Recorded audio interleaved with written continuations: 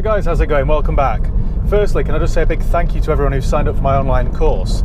If you're new to the channel or you've not heard me mention it before, I've spent the last few months building an online portal which contains nearly 100 videos which explains how to get into the motor trade or how to build your used car business. So I'll leave the link below if you're interested in signing up for that. Do check it out because there's a video for everything from sourcing cars to insurance policies to location to advertising. It's all there and it's all covered. So I'll leave the link below so you can check it out for yourself. Anyway, on to today's car. Today I'm in this 2003 Porsche 911. This is the 996 911, which ran from 1997 all the way until 2004.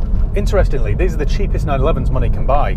If you've always fancied a 911, always craved one, the 996 generation can be bought for not an awful lot of money, but that's about to change. If you head over to Auto Trader, you'll see that they start at around £12,000. But I think you've got to act quick because they won't stay that price forever. In fact, they're already on the rise. A year or so ago, you could pick them up for around £10,000 or less, and now those kind of 911s just don't exist. Really though, and this is true of everything that I film with, you ought to steer clear of the cheapest. You're going to have to spend between £14,000 and £15,000 to get yourself a decent one. There's been a sudden switch for me with the 996 recently. It's never really been a car that I've fancied, and yet suddenly, almost overnight, I kind of want one. I've seen Sam from Seen Through Glass recently buy one, and I've suddenly followed lots of people on Instagram who have 996s who take very nice pictures of them, and every time I see one I've got that twinge of envy, thinking I really quite fancy one of those cars. It's strange, it's almost as if they've suddenly come of age. Even the fried egg headlights that I never really liked aren't offending me like they used to. Anyway, I can't be on my own because prices are shooting up, so it seems other people must be having similar revelations. I love the simple styling of the 996. It's subtle, it's dignified. In an increasingly complicated world, I'm attracted to the simplicity of the 996. Everything about it is just enough. The performance is just enough, so you won't kill yourself in it. The styling is just enough.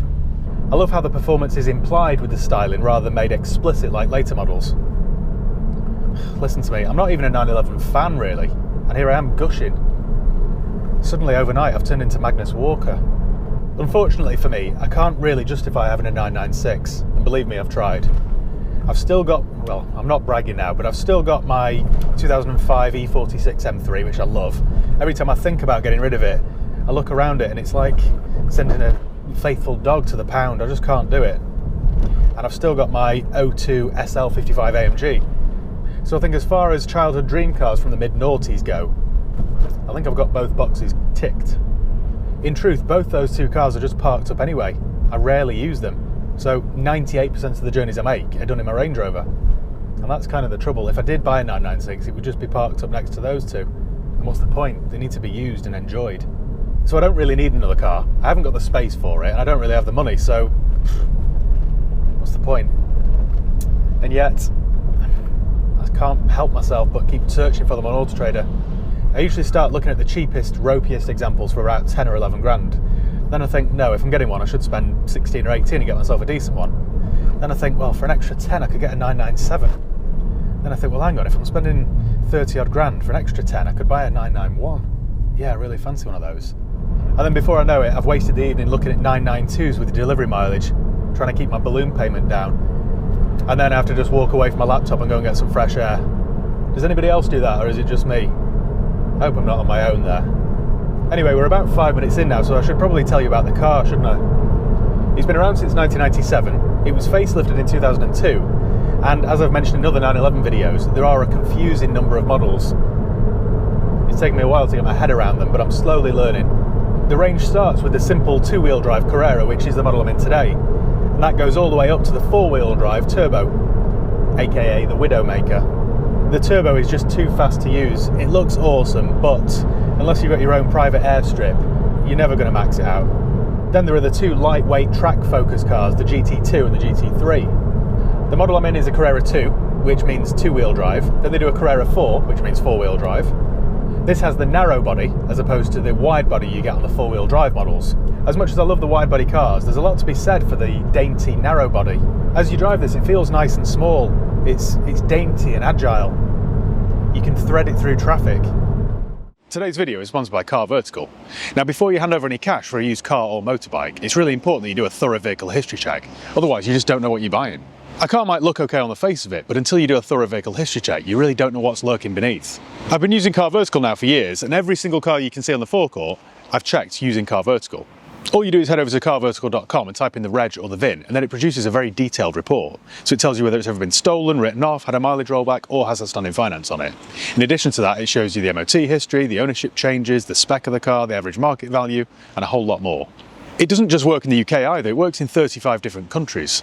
So before you complete your purchase of your car or motorcycle, make sure you do a thorough vehicle history check first using Car Vertical. If you use my promo code HIGHPEAK, that's HIGHPEAK all one word, HIGHPEAK, you'll save yourself 20% off each and every check that you do. Or alternatively, click the link below in the video description. Right, enough of that. Early 996s used a 3.4 litre flat six. In 2002 they were upgraded to the 3.6, which is found in this.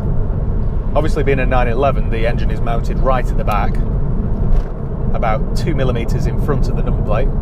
This standard Carrera with the 3.6 produces about 315 horsepower, so it isn't the quickest thing I've ever driven, but, well, as you probably know, anything with over 300 horsepower is enough power to put that grin on your face, you know. That grin. This will still go from 0 to 60 in under 5 seconds. And it will top out at 178 miles an hour. So, I mean, how much quicker than that do you want to go, really? You could opt for a 6-speed manual or a 5-speed automatic Tiptronic, which is the model I'm in today. Your choice, really. It depends on what you're going to use it for. If you want to thrash it to within an inch of its life and go everywhere as fast as you can, then I would recommend the manual. But if you want to just cruise around on a weekend, then the auto is the way to go. Yes, it's now 17 years old, and no, it isn't the quickest to respond, but it's perfectly good enough for cruising around in. Reliability-wise, you do need to be careful of the Tiptronic boxes because if they haven't had a service, then they can be quite troublesome. But as is the case with all automatic gearboxes, if you service them, you know, i.e. change the transmission fluid in the filter, then they should easily last the life of the car. And a service on the gearbox of one of these cars will cost you about £250, so it's money well spent. Most people don't service their automatic gearboxes, and that's when problems can occur. The interiors are quite nice. They're a little bit drab and monochrome, but the quality is there. Bear in mind this car is now in its 18th year. Every single switch works, nothing falls off in your hand. Everything feels as solid as the day it left the factory. You get a cup holder here behind this drawer, which extends to carry 2 cups. 1 Porsche, 2 cups. Everything feels nice and sturdy. The interior space, it does feel a little bit cramped, especially in right-hand drive versions, because I've got nowhere for my left leg, so it's pressed up against the centre console, and there's nowhere really to rest my elbow. But it does offer quite a bit of storage. You get some storage compartments here in the door cards. The glove box is a reasonable size, and you get extra storage here under the centre armrest. And the quality of the carpets and the leather is superb. I love the gauges too, they're nice and simple and easy to understand. Although here in the UK where we're working imperial measurements, it does irritate me slightly that it goes up in increments of 25 when, you know, the speed limit's usually 30 or 40. The seats are very supportive and firm, but the leather's very soft, so you've got quite a good trade-off between comfort and support. Porsche are notoriously stingy with their optional extras, so you want to make sure that it's got all the extras on it that you want. I mean, for a car of this age, I wouldn't be bothered about things like sat-nav, but heated seats would be a nice bonus, which is something that this one doesn't have. You also get 2 rear seats, which I shall try and demonstrate for you. They're not the most spacious, but if you had to transport somebody for a short distance, then it's better than nothing. They're alright for kids, I suppose. In terms of luggage space or cargo space, you've only got the boot in the front, which is quite deep, but it isn't the biggest area. Handily though, you can drop the rear 2 seats, so you can create a shelf there if you're carrying larger items. To drive, it just feels really honest and simple. It feels pure. It isn't convoluted. Obviously handles the road really well. You can feel the weight of the engine pushing you into the corners. The steering is just about perfect in my opinion. There is quite a bit of road noise, not as much road noise as on the 4-wheel drive versions, but there is still quite a bit of road noise. But the ride isn't too bad. I'm guessing somebody with this has spent quite a bit on suspension work over the years, because for a car with 112,000 miles on, it didn't ought to handle and ride as well as it does. I expected there to be more knocks and rattles and crashes, and there just aren't. The brakes are good too, you get loads of feel through the pedal. Obviously being an automatic, it is less involving to drive, but if you just want to go for a bit of a cruise around, then it's not a bad option really. I just love the compact size of a narrow body 996. Onto the running costs. If you've always fancied a 911 but you're worried that you might have to sell a kidney, and I don't think you should panic too much because they're just not that high. I mean, if you think about it sensibly, you'll be buying one of these cars, a 17 or 18-year-old 996, and you're probably going to use it as a second car, which means you'll do about 2,000 miles a year in it. So fuel won't be an issue. This one does about 22 miles per gallon around town and 29 or 30 on a motorway run. So it isn't that thirsty. If you invest in a good trickle charger, a C-Tech or something like that, you just leave it on and store it in your garage. That way every time you fancy driving it out, you just unplug it and off you go. If you leave it to sit and rot and let the battery go flat, then you probably will have some issues. Road tax here in the UK is low because all these 996s come from a time before 2006 when Gordon Brown decided to impose a levy on ambition. So 12 months road tax will only cost you £330 rather than the £550 or £560 you'd pay for a 997. Servicing won't cost you a fortune either because you can pretty much service these cars at any backstreet garage. They're very easy to work on. I would recommend you find a decent Porsche specialist and just stick with them, but you don't have to, not strictly speaking anyway. Insurance costs will vary depending on your location, gender, occupation, but generally speaking it won't be high. If you find a decent insurance broker and explain that you'll only do 3,000 miles a year or less, most will take that into account, and I wouldn't be surprised if you find a policy for well under £500 a year. One issue regarding reliability about the 996 is the infamous IMS bearing. It's the Achilles heel of the 996 911, and if left unchecked it can cause catastrophic engine damage. But it only affects less than 10% of a certain model range, so it's not like it's going to happen to every single one. It's usually more of an issue with low mileage examples. It's when they're parked up not doing any miles, that's when you can have some issues. Another thing to point out with the IMS, now that they're 17, 18, 20 years old, chances are it's been replaced. It's a bit like a head gasket on an MG or a Rover. It will have failed at some point, probably, so chances are, if you're buying a used one, it will have been replaced. If it hasn't and you're paranoid about it, then just get it replaced. It'll cost you about £1,000. It really isn't the end of the world. In addition to that, parts aren't generally that expensive either, and there'll be loads of these at breakers yards to get bits from. So that shouldn't, or it wouldn't put me off anyway. There are loads of owners clubs and forums that you can join if you fancy getting belittled by some nerdy know-all. Tyres aren't that expensive either. They'll cost you about £150 a corner for a decent brand. This one's riding on a full set of Churchills, which I imagine are a budget brand because I've never heard of them. I've never seen them sponsoring the Formula One, put it that way. One thing I'm starting to understand and respect about the 911 is the engineering that goes into them. No matter what you do to a 911, whether you're changing a broken switch or a faulty light cluster or something, when you start to take them apart, you realise the engineering that's gone into them. Everything's sensible and methodical. If you're looking to buy one, it will have had multiple owners, there's no getting away from that. If you're hoping to find the holy grail one owner 996, it probably doesn't exist. And if it does, it will command an exorbitant premium. So if you're looking to buy one and it's had 5 or 6 or 7 owners, I really wouldn't be put off by that. The most important thing you can do really is have a pre-purchase inspection done on it. That will pick up any faults, and there probably will be some because they're 20-year-old cars now. But that way at least you know that you're not buying a complete nail. Another thing to check out for is the bodywork. These are performance cars, so the chances are it will have seen the wrong side of a hedge once in its life. So just make sure that if it has been repainted or whatever, make sure it's been done to a reasonable level. But the 996 has reached that point in its life where it's come out of obscurity and it's become desirable. And that's why prices are on the rise. It's as simple as that.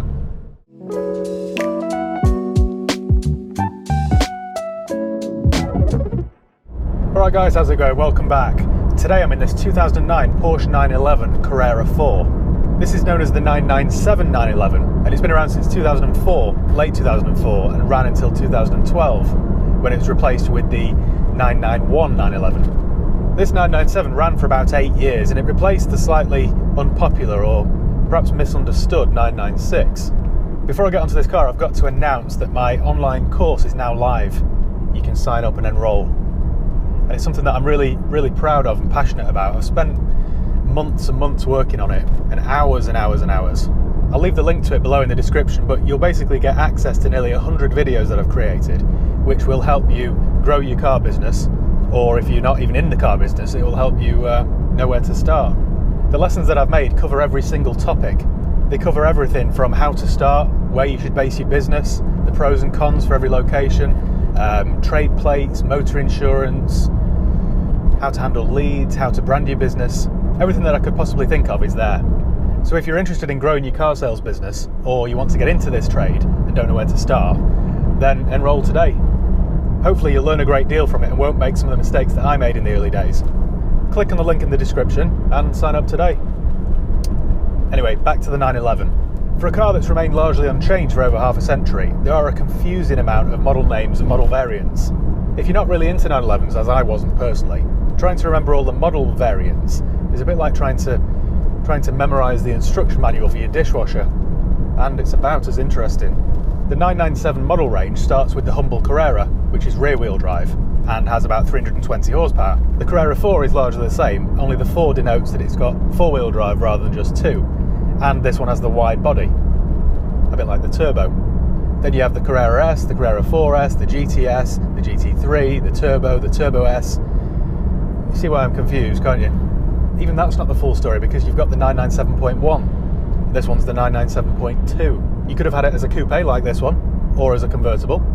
Or, if you are indecisive, you could have the Targa, which is sort of like a halfway house between the convertible and the coupe. And that's before we even get onto the options. The Porsche 911 is for pedantic people who love to make decisions. It's like the Starbucks of the car world.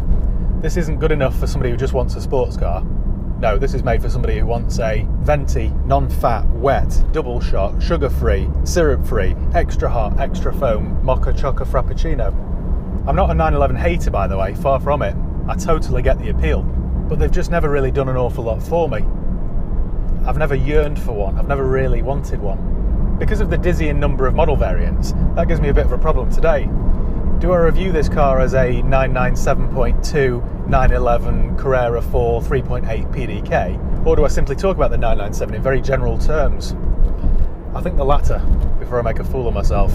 Let me begin by discussing the positives. Now, there are lots of positives with the 911, almost as many as there are model variants. I love the styling. It's timeless and classy.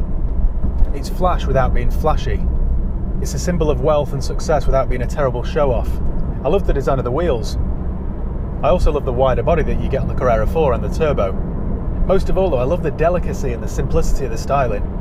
Absolutely nothing is wasted. You don't get the sense that this is a that'll do design. The DRLs look great too. I also love the size of the 997. This isn't a big car. And so many modern cars these days are big heffalumps. They're big bloaters that are difficult to park. And this isn't. This is a nice, nimble, agile car.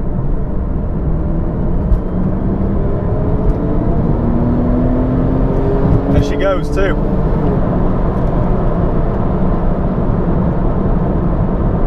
The later 991 feels much bigger and wider and chunkier than this, and in comparison the 997 just feels very dainty. I also love the fit and finish. The quality is superb.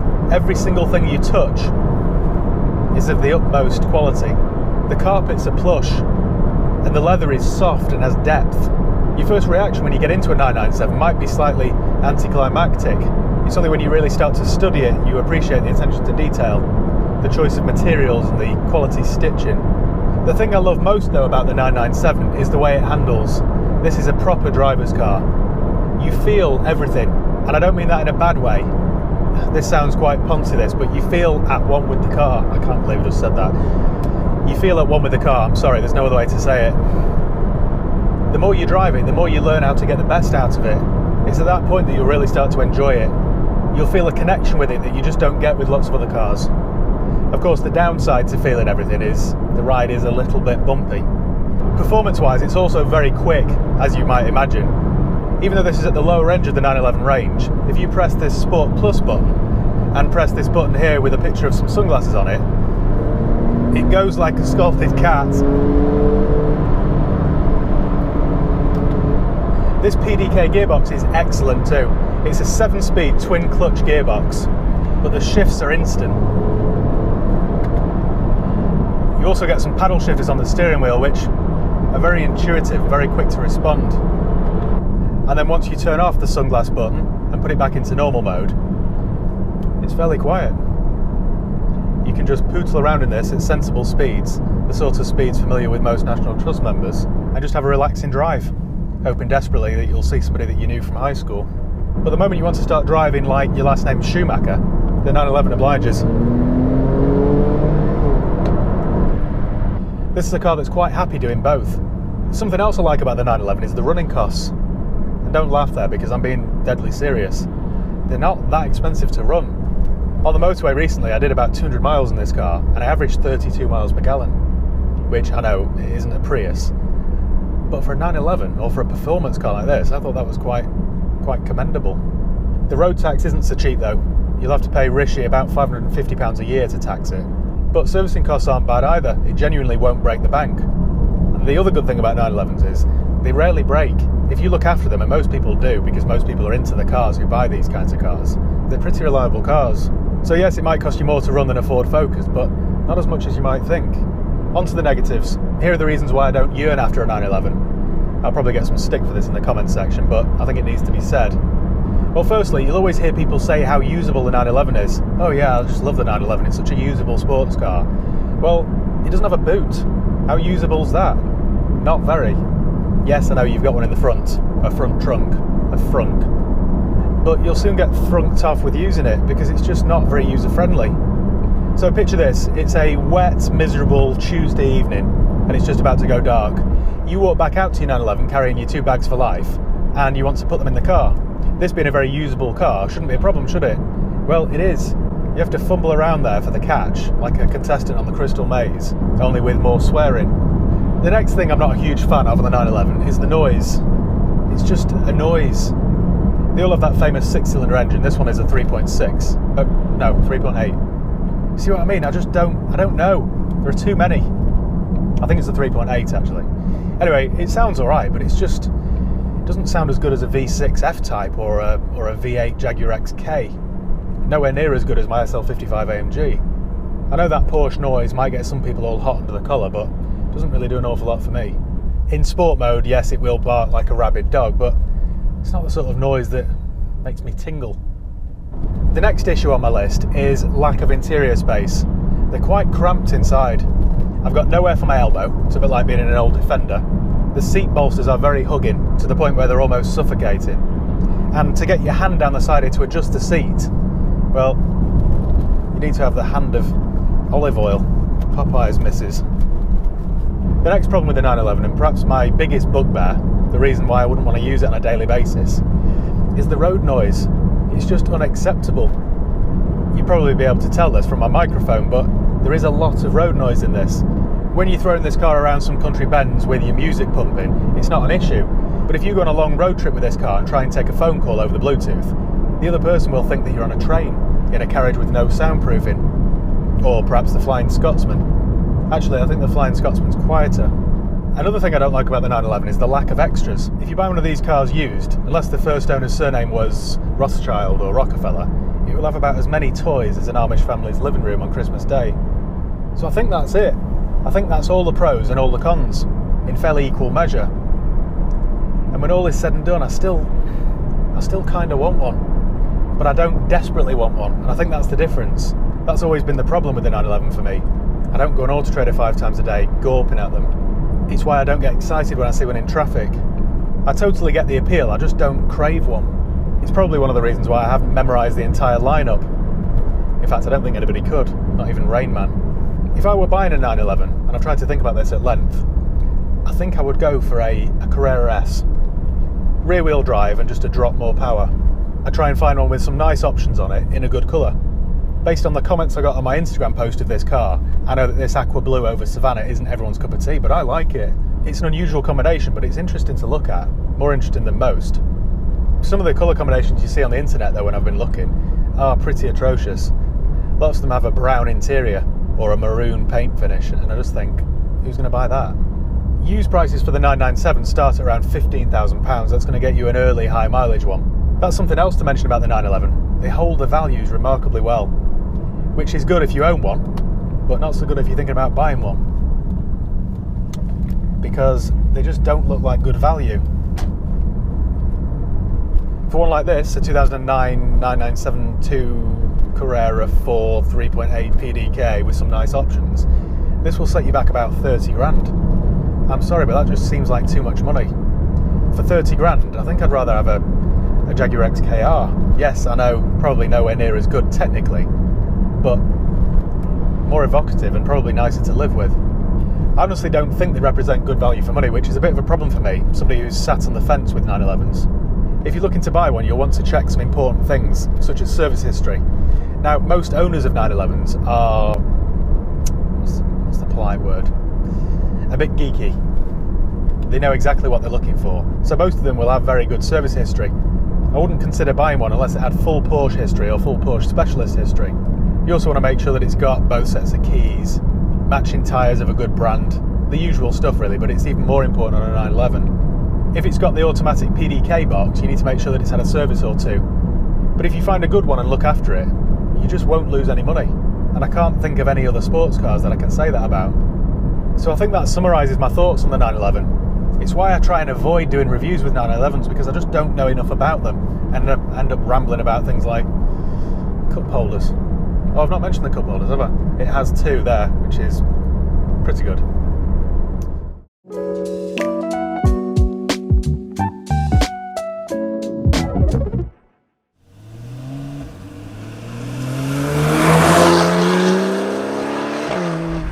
Alright guys, how's it going? Welcome back. Today I'm in this Porsche 911 991, more specifically the Targa model, but I'll go into more detail on that later on. I filmed with the 996 and the 997, but I hadn't even driven a 991 until today. If you're a regular viewer of this channel, you'll know that I'm not exactly a 911 fanboy. I get them, I understand the appeal, I understand why people get so passionate about them, but they don't really turn me on. They never have.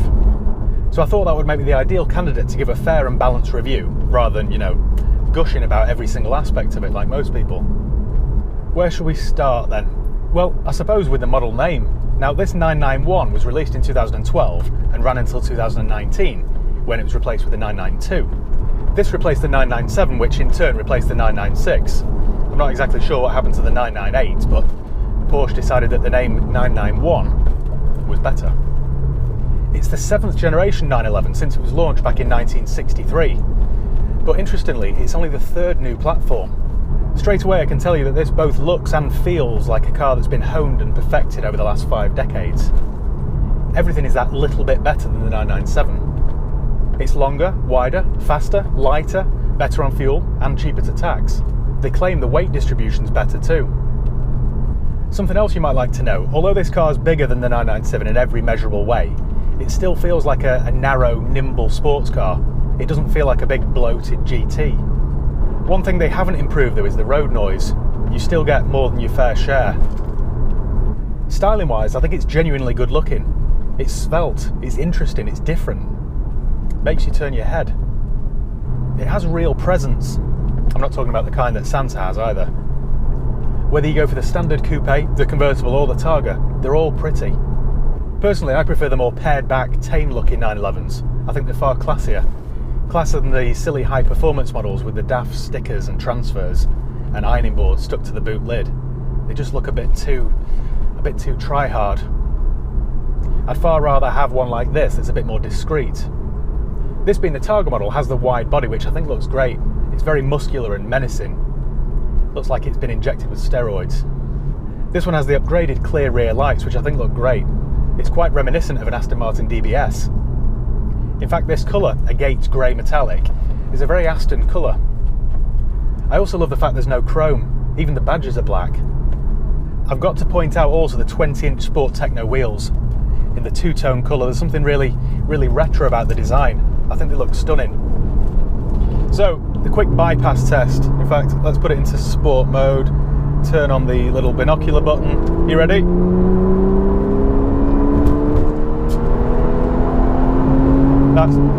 That's quick actually. That's quick.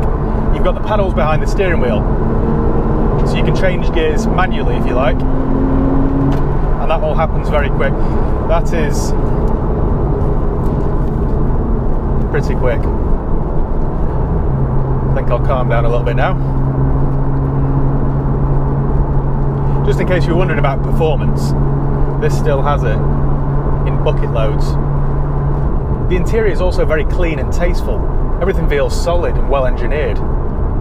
Even the fuel filler cap, now I know that's an £89 optional extra, but worth the money in my opinion. It'll put a wry smile on your face every time you stop to fill it up.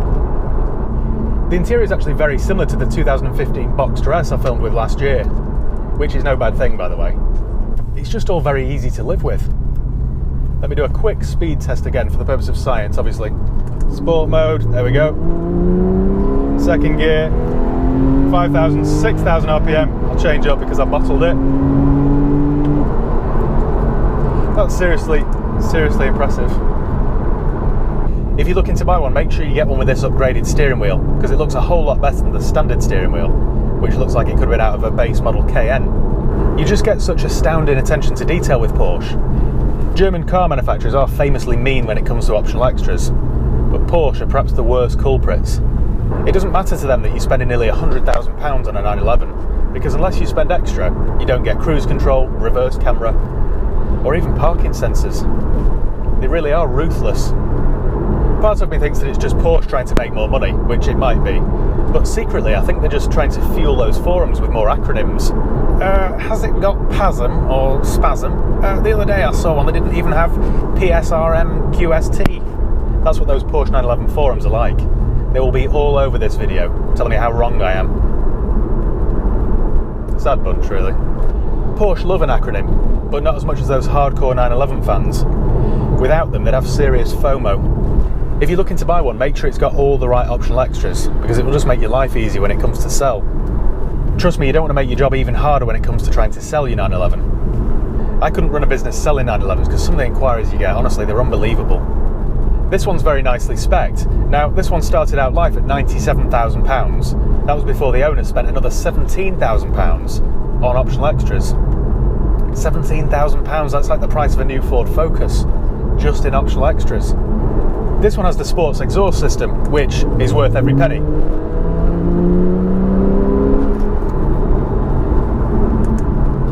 But it's also got the Burmester audio, which I don't think is. It's alright, but I don't think it's worth the £3,000 price tag. Thanks to the 991 being longer and wider than the 997, interior space is massively improved. I always thought the 997 felt very cramped. This doesn't. There's ample room. The storage is improved too. You've got a reasonable sized glove box, some more storage here, some storage in the door pockets. You get 2 cup holders, in case you were wondering, which are a bit flamboyant. They're alright for bottles and cans, but they're not so good for your keys or wallet or phone. The 911's always lauded as the best usable daily sports car, and this is something I've always taken issue with, because there's no boot. Yes, there's a front trunk or a frunk up front, but it's not what you'd call accommodating. It's alright for a weekend away bag, I suppose, or a gym bag, but that's about it.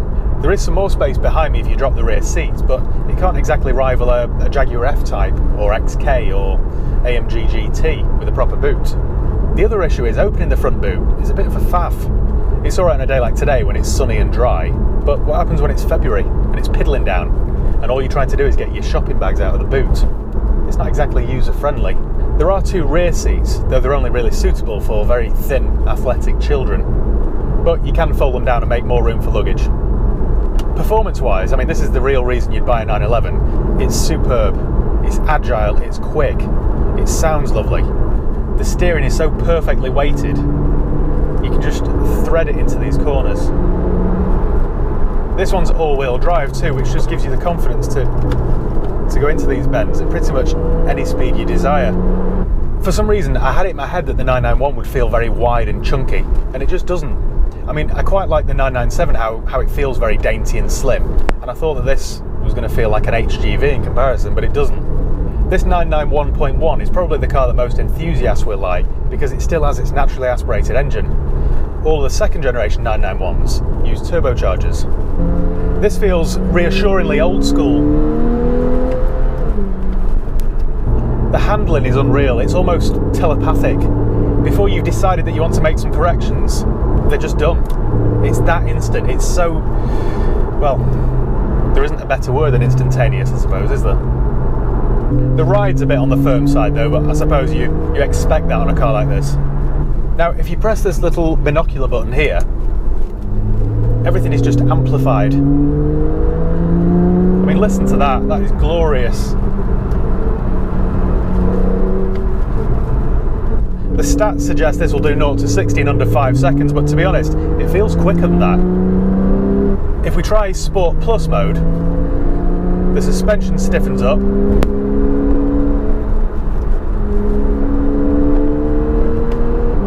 And the gear changes are quite abrupt. So I think Sport mode is this car's happy place. Yeah, Sport Plus is too aggressive for me. Thank you. The 991 range, like all 911s before it, is vast. It starts off with the humble Carrera, then the Carrera S, then the Carrera 4, the Carrera 4S, there's the Targa, GTS, Turbo, Turbo S. There are loads of models. It all gets a bit confusing. But it just means there's a 911 out there to suit everyone's tastes. When you think about it, the standard Carrera starts off with 370 horsepower, and the 911 range works its way up, getting slightly crazier and crazier each time, until you're at the GT2 RS, which is a track-focused monster basically, which produces 700 horsepower. I can't think of another range of cars with such variety. If you seriously think about buying one, then my money would be on a standard Carrera or Carrera S, because 370 horsepower, rear-wheel drive, I think that's more than enough for the average person. Having said that, I do love the style of this Targa. I like the fact that you can have the roof down, but you don't get completely blown about like you would in a cabriolet. I also love the dome shape of the Targa. It looks like something from the Jetsons. And the way that this roof opens is possibly the most ostentatious folding roof I've ever seen. And of course you can do it from the key. Imagine pulling up in the pub car park and doing that. It's as flashy as it gets. Most 911s have a 7-speed gearbox, either manual or automatic. Now the automatic is a twin clutch gearbox. Porsche call it a PDK. Now they've perfected this over the last decade or so, and it's now as good as it gets. It still creeps around town without any jerkiness, and when you want to start hooning it, the gear changes are immediate. It is without doubt the best twin clutch gearbox I've ever used. So given the choice between 3 pedals and 2, then I would pick 2. You might think you're missing out by not actually changing the gears yourself, but you're really not. The good thing is with this PDK, if you're driving around town and you feel like being a bit of a yob, if you pull both the pedals together at once, it goes into neutral. So you can rev it up and impress people at bus stops. Very juvenile, I know. One good thing about the 911, and this has always been true, it's both conspicuous and inconspicuous at the same time. It's not a Larry R8 or Lamborghini Gallardo. It still has the ability to fly under the radar somewhat. But also when car enthusiasts spot it, they instantly know it's the best car in the Porsche lineup. In terms of running costs, your fuel and tax bill will be a bit lower than you think. This will average about 32 miles per gallon, if you drive it fairly sensibly. Road tax for most models is under 300 quid. Servicing costs might be higher than a Ford or Vauxhall, but it won't be any higher than a Mercedes or BMW. It's also ULEZ friendly. Reliability shouldn't be a big concern either because they're really well built. If you continue to service it at a Porsche main dealer, you can also take out an extended warranty, which would be quite good for some peace of mind. Used prices here in the UK for these 991s pre-Covid sat at around £42,000, but they all seem to have gone up by about 10%. That's for a couple of different reasons. There are lots of people now with more money in their pocket than before Covid. And secondly, I think there are lots of people out there that are just thinking, you know what, life's too short. I've always wanted a 911. Let me go and get one. Demand has outstripped supply, so the prices have shot up. But still, for around £50,000, you get yourself a decent one. For a nice, well-spec'd Targa one like this, expect to spend about 65. The other good thing with 911s is, it's a fairly safe place to park your money. They depreciate really slowly. In most cases, you can buy one of these, keep it for a couple of years, and get most of your initial purchase price back. And there aren't many cars you can say that about. I think after all that, my opinion on 911s hasn't really changed. This is by far the best one I've ever driven, but I still don't want one, still don't yearn for one. I do enjoy driving them though. They really are fantastic, well-engineered cars. They're thrilling but never threatening. Every time I drive a 911, I half want one, but I just don't think they represent good value for money. And I like buying used cars which I think are good value. Things like Bentleys and Astons and XKs and F-Types, they've plummeted in price. And that appeals more to me than spending 50 or 60 grand on a 7 or 8 year old Porsche. for this kind of money, I think I'd be very tempted by something like a DBS or an AMG GT, but maybe that's just me. So thank you once again for watching. Make sure you give the video a thumbs up if you enjoyed it. Make sure you subscribe if you haven't done already. You can follow me on Facebook, Instagram, Twitter. I'll leave the link below. If you've got any comments or questions, let me know and I'll do my best to get back to you. If you're interested in getting into the used car business, then do check out the link below, because I've created an online portal with nearly 100 videos which explain every single aspect of the used car business, from sourcing cars to funding to dealing with customers to repairing cars. It's all there, so check it out. So yeah, cheers guys. I'll see you next time.